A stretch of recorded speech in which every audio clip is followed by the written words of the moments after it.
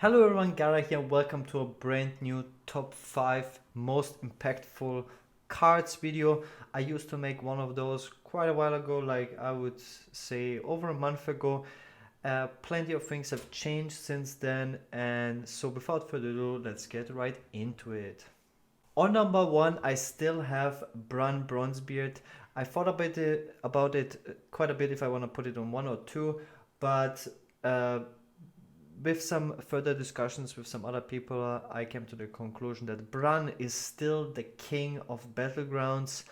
This is the card you're looking for pretty much all the time after you complete a triple and go for the tier 5. This is the one unit you want.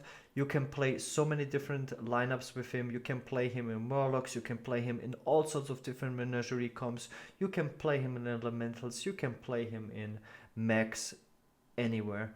Bran is still the king of Battlegrounds. On number 2, I have the new buffed Lightfang Enforcer.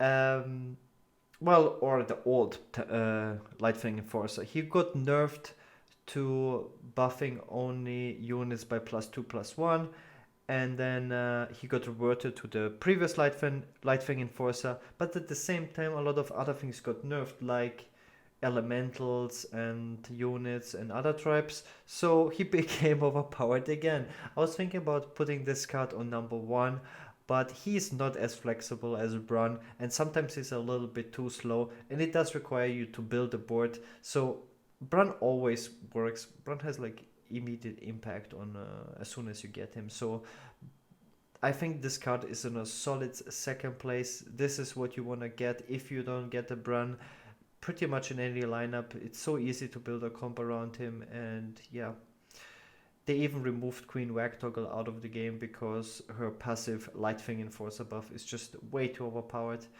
And yeah, Lightfang Enforcer, the second strongest card in the game right now. And let's move to number 3. On number 3, I have Deflector board.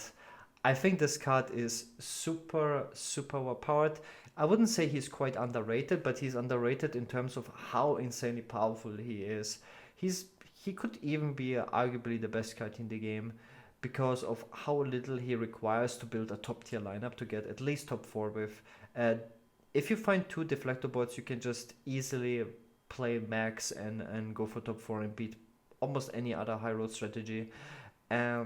The strongest thing about the Deflector bots is you don't need to hit any triples, and this is usually what breaks most games, because other people are hitting the triples, getting the tier 5, getting the Brans in the forces, and with Deflector bots you just need the Deflector bots, and then you can stay low level and just spam the bot with max and buff them, and you have a very powerful lineup. Go for the multiple resets.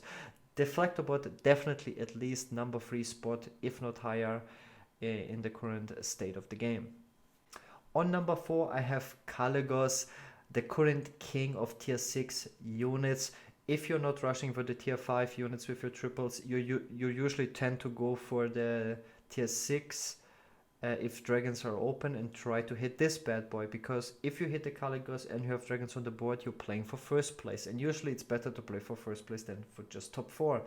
This is the main unit you're going for if you play Maya for a farm or Omu stuff, something like that. And yeah, it's since they nerfed Armageddon, he is the king, the strongest tier 6 unit in the game, and you can build the strongest lineup in the game if elementals are banned, or it's just very hard to get elemental to a point to outscale Kaligos. Kaligos is just like have some dragons on the board and just start scaling. So definitely number 4 spot for me as the fourth most impactful card in the game right now. On number 5, I have Mama Bear. I thought about this quite a bit, but right now the game is so much about speed. You don't usually build the strongest lineups with Mama Bear. Usually you end up getting 4th or 3rd place, but it's still good enough. If you don't hit the Brano Enforcer from your tier 5 and you're not like in demons, you don't really need an Mal'Ganis. If you're like just in random units, then Mama Bear is just also one of the high priority pick targets, because all you have to do is, well, get a mama and then you can play beasts. That alone makes her strong enough to be one of the most impactful cards in the game right now. It's also something you would definitely play with Galakron or from the Shifting Zeros if you get it early. Mama Bear still very powerful. Also, a lot of the other tribes got nerfed, so you know, beasts are a little bit on the up and coming. Takes my number 5 spot in the current 5 most impactful cards in the game.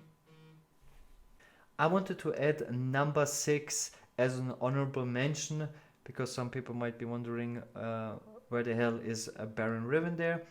Baron Riven that didn't quite make it as number 5 for me, just because of how slow he can sometimes be and how tricky he can be to play. If you don't have already a spawn of Nezov on the board, it can sometimes take too long before you get him to work, like before you get the eggs or the Kangos apprentices, or you know, some other good different minions. Usually you need to have the spawn of Nezov already on the board, and then the Baron starts becoming very powerful. With Mama Bear, you just need to find any random beast, which is usually much easier than to find good different units. So yeah, I would put Baron Riven there as my number 6. And that's it for today's video. I hope you guys enjoyed it. Yeah, I'm having a lot of fun with playing Battlegrounds right now. I will post some more gameplay highlights tomorrow. Thanks so much for watching. I love you guys, and see you guys tomorrow. Peace.